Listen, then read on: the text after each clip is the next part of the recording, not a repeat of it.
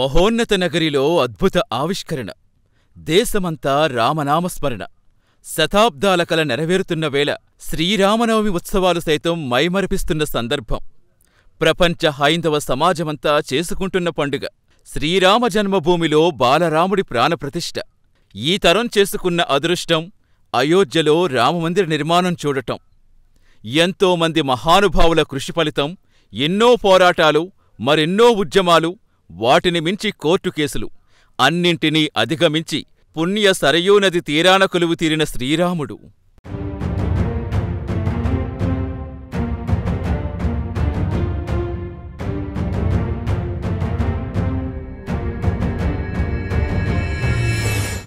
లగ్నబలం, పవిత్ర ముహూర్తం వేళ రామజన్మభూమైన అయోధ్యలో బాలరాముడి ప్రాణప్రతిష్ఠ కలియుగంలో ఓ అద్భుత ఆవిష్కరణగా సర్వత్రా భావిస్తున్నారు. శతాబ్దాల నిరీక్షణకు తెరపడింది. హిందూ సమాజం కల పండింది. దేశమంతా భక్తి పారవస్యంతో పులకించిపోయింది. వాడవాడలా కాషాయ జెండాలతో వీధులన్నీ నిండిపోయాయి.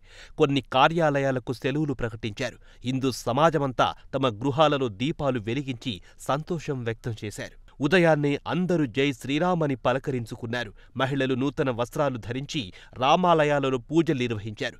కొంతమంది ఉపవాసాలు ఉన్నారు. దేశం నలుమూలల నుంచి ప్రముఖులు అయోధ్యకు తరలివచ్చారు.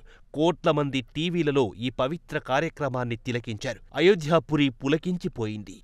ప్రపంచంలోనే అయోధ్య అతిపెద్ద పుణ్యక్షేత్రంగా నిలిచిపోయింది. యుగయుగాలకు గుర్తుండిపోయే నిలువెత్తు సాక్ష్యం అయోధ్య.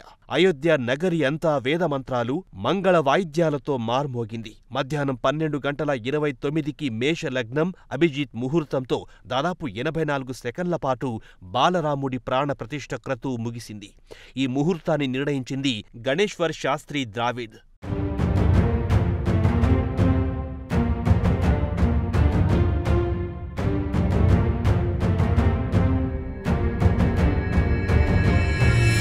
కౌసల్య తనయుడికి విశ్వవ్యాప్తంగా మంగళహారతులు పట్టారు. దేశంలో అన్ని రామాలయాలలో పండుగ వాతావరణం నెలకొంది. దేశం నలుదిక్కుల నుంచి 6,000 మంది అతిథులు హాజరయ్యారు. తెలుగు సినీ దిగ్గజం చిరంజీవి కుటుంబ సమేతంగా ఈ మహోత్సవంలో పాల్గొన్నారు. ప్రధాని నరేంద్ర మోదీ ఈ పవిత్ర కార్యక్రమంలో పాల్గొని ప్రసంగించారు. ప్రపంచంలోని నదుల నుంచి పవిత్ర జలాలను తీసుకొచ్చారు. దేశంలోని అన్ని ప్రాంతాల నుంచి మట్టిని కూడా తీసుకొచ్చి జాతి సమైక్యతను చాటారు. 50కి పైగా దేశాలలో ఈ క్రతువు ప్రత్యక్ష ప్రసారం చేశారు. కోట్లాది మంది ఈ మహా అద్భుత కార్యక్రమాన్ని టీవీలలో తిలకించారు.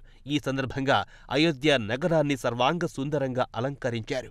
ప్రపంచం నలుమూలల నుంచి భక్తులు అయోధ్యకు వచ్చి కనులారా ఈ పవిత్ర కార్యక్రమాన్ని తిలకించారు. బంగారు కడ్డీతో రాముని కాటుక దిద్దారు ప్రధాని మోదీ. అన్ని రంగాల ప్రముఖులు అయోధ్యకు చేరుకోవడంతో నగరమంతా సందడి నెలకొంది. ఈ నేపథ్యంలో అయోధ్యలో కట్టుదిట్టమైన భద్రతా ఏర్పాటు చేశారు.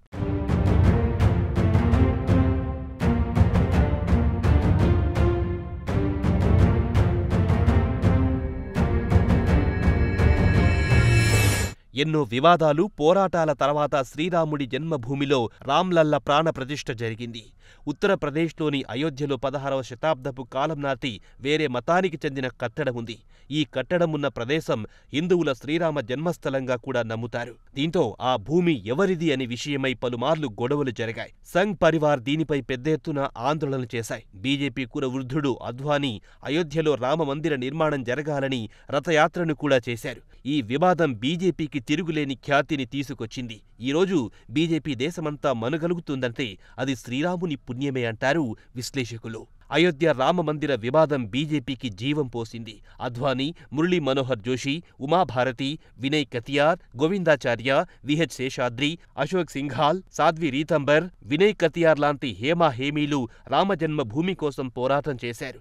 వాళ్ల పోరాటాల ఫలితమే ఇప్పుడు మహోన్నతమైన రామమందిర నిర్మాణానికి కారణమయ్యింది.